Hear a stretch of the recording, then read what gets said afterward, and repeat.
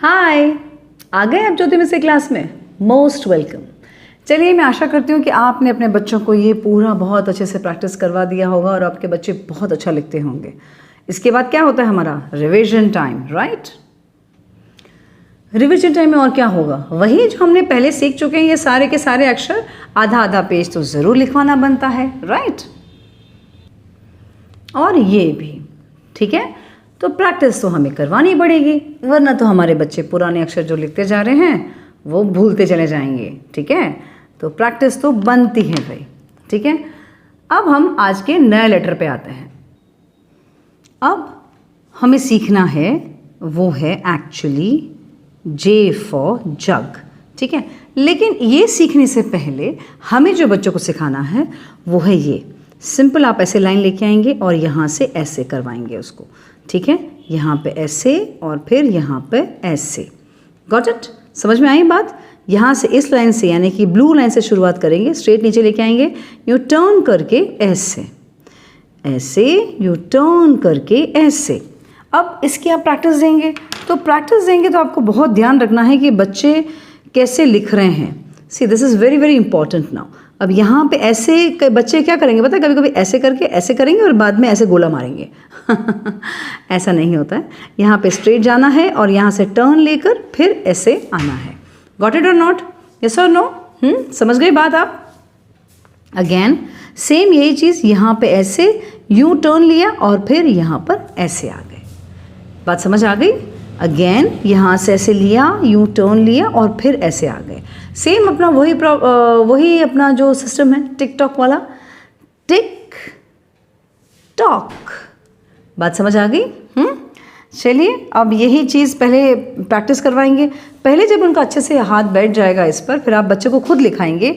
Same procedure वही, mummy के हाथ में पेन ये होनी चाहिए और मम्मी उनके सामने डॉट करेगी और यहाँ पर इस तरह से आप सॉरी, देखिए मेरा तो दिमाग कहीं और ही चला गया, मैं डायरेक्ट ये लिखवाने पहुँच गई। एक्चुअली यहाँ पे जब हम पहली बार सिखा रहे हैं तो यहाँ पर ये इस तरह से आएगा और यहाँ पर ऐसे करके ऐसे जाएगा, ठीक है? तो पहले आप इसकी प्रैक्टिस अच्छे से करवा देंगे, बिल्कुल बहुत अच्छी तरह से। ये ऐसे चला जाएगा, तो उसको टर्न है वो इस लाइन को काट के निकलनी चाहिए, वो सिखाना है हमको, राइट? ये एक बार आ गया। अब ये आने के बाद ये वाला प्रैक्टिस जैसे आपको चाहिए तो आप ये प्रैक्टिस एक पेज दे दीजिए, फिर इसका एक पेज दे दीजिए। अब जो मेन आता है, जो हमें मेन चीज़ सीखनी है वो है ये वाली, that is J for jug. अब जे फॉर जग में सिर्फ ऊपर यहाँ पे जो एक्स्ट्रा आता है वो एक डॉट आता है। Yes, okay, got it? ये डॉट आता है जे फॉर जग। तो डॉट के लिए एक पेंसिल हमारी उठने वाली है, उसके अलावा हमारी पेंसिल नहीं उठने वाली है। अगेन सी हियर, ये इस तरह से हम जब लिखेंगे ना तो ये ख़त्म हुआ जे, इसके बाद पेंसिल उठा और फिर यहाँ पर डॉट आया। बस डॉट के लिए पेंसिल उठी, वरना तो ये पूरा का पूरा हमने खुद कंप्लीट कर लिया था, right? This is J for jug, right? Very easy, it is J for jug. बहुत इजी लग रहा है आपको, राइट? बस इस चीज़ को आपको पकड़ के चलना है।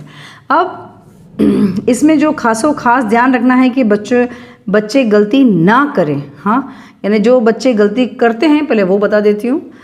प्रैक्टिस अगर अच्छे से करवाओगे तो बच्चे गलती करेंगे ही नहीं, और प्रैक्टिस नहीं होगी तो प्रॉब्लम होगी। तो सिंपल है। अब यहाँ पर जो बच्चे गलती स्पेशली करते हैं वो क्या करते हैं पता है? कई बच्चे अगर आपने पहले ध्यान नहीं दिया हो ना, उनको ये आ गया है, अब वो क्या करेंगे, पीछे पूंछ जोड़ देंगे और फिर डॉट कर देंगे।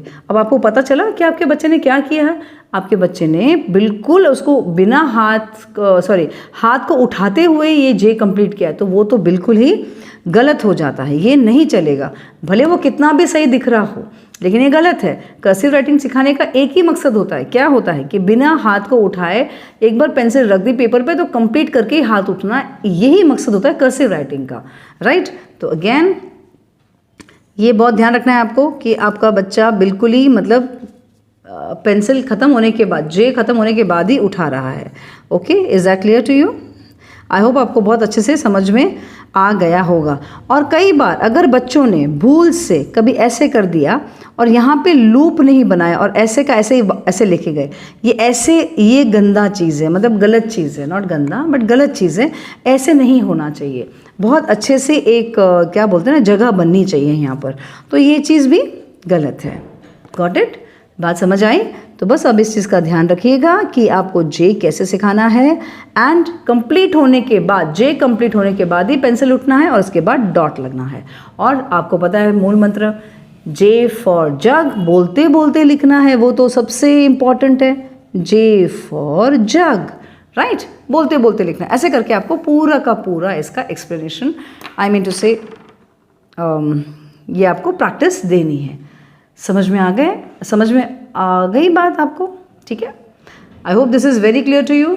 अगर कोई प्रॉब्लम है तो आप मुझे ज़रूर पूछिएगा, ठीक है। अरे और एक चीज़ मुझे याद आ गई, बच्चे जो गलती करते हैं, ये ऐसे लिखेंगे ऐसे और फिर यूं करके यूं जाएंगे तो ये बिल्कुल भी नहीं चलेगा, ये बिल्कुल भी नहीं चलेगा। ऐसे तो भाई आप चलाना ही मत। Is that clear? I hope आपको अच्छे से समझ में आया। ये यहाँ पे भाई ऐसे आना चाहिए ना, ये तो ऐसे जाना चाहिए इस तरह से, ये ऐसे कैसे चला गया। तो ये इसका खास ध्यान रखना है कि आपके बच्चे यूं तो बिल्कुल ही ना लिखें। ओके, बात समझ में आई? इसीलिए कहते हैं कि भाई पहले इसका अच्छे से प्रैक्टिस दोगे ना इसका, तो ये नौबत कभी भी नहीं आएगी। चलिए, अब मैंने समझा दिया आपको, अब आप प्रैक्टिस करवाइए। और तब तक के लिए tata, bye bye, and practice करवाते रहिएगा बच्चे को। ओके, अब मिलते हैं हम अपने अलग क्लास में, ओके, यानी कि नेक्स्ट क्लास में।